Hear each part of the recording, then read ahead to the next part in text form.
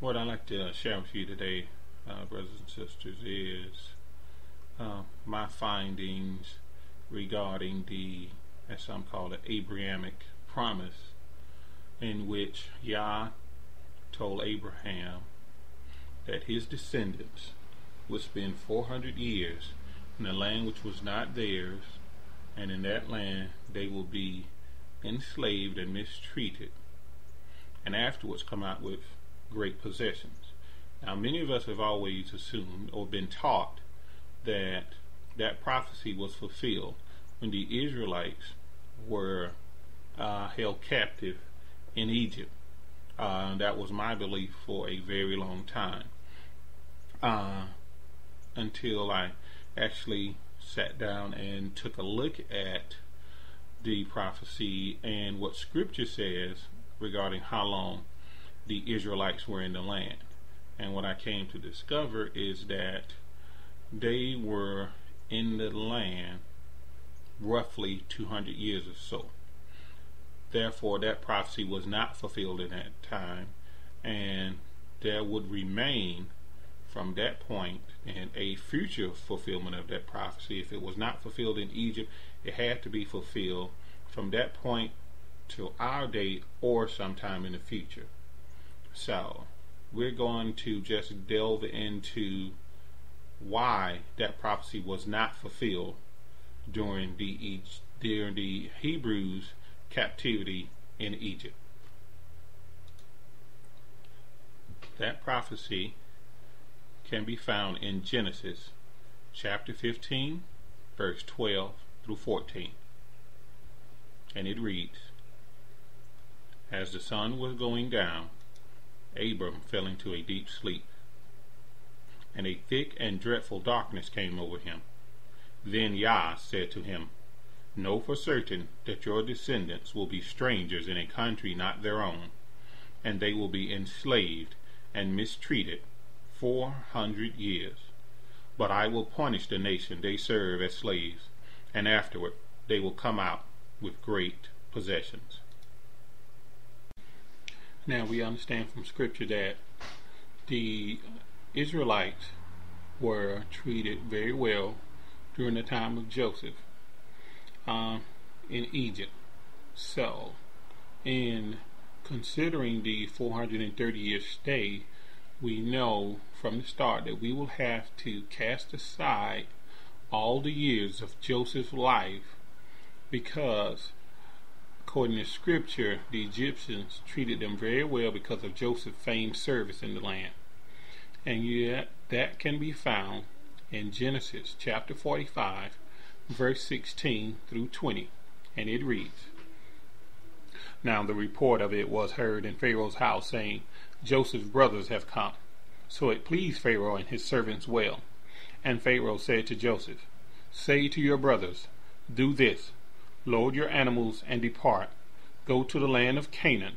Bring your father and your households and come to me. I will give you the best of the land of Egypt, and you will eat the fat of the land. Now you are commanded, do this. Take carts out of the land of Egypt for your little ones and your wives. Bring your father and come.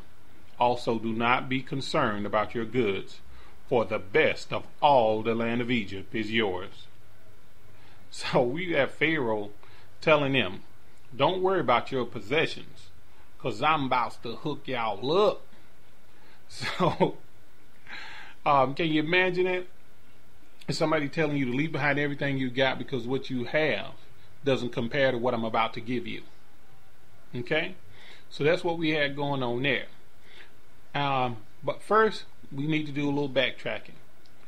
And we know from Scripture that Joseph was 30 years old when he began to have authority in the land of Egypt. According to Scripture, that was around the same time that Joseph's dream of 7 years of abundance and 7 years of famine began. That can be found in Genesis chapter 41, verse 46 through 47, and it reads, "Joseph was 30 years old when he entered the service of Pharaoh, king of Egypt. During the 7 years of abundance, the land produced plentifully. Now it was during the time of the famine that Joseph's brothers came to Egypt seeking food. That can be found in Genesis chapter 41, verse 53 through 54, and it reads, "The 7 years of abundance in Egypt came to an end, and the 7 years of famine began, just as Joseph had said." And then again in Genesis 42, verse 1 through 2, it reads, "When Jacob learned that there was grain in Egypt, he said to his sons, 'Why do you just keep looking at each other?' He continued, 'I have heard that there is grain in Egypt. Go down there and buy some for us, so that we may live and not die.'"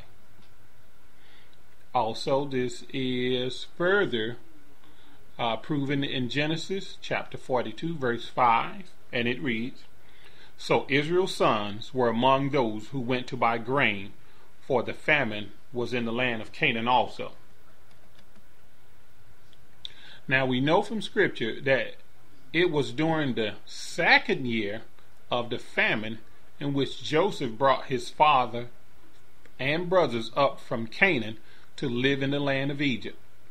And this can be found in Genesis chapter 45, verse 9 through 11. And it reads, "Hurry and go to my father and say to him, 'Thus says your son Joseph, Yah has made me Lord of all Egypt.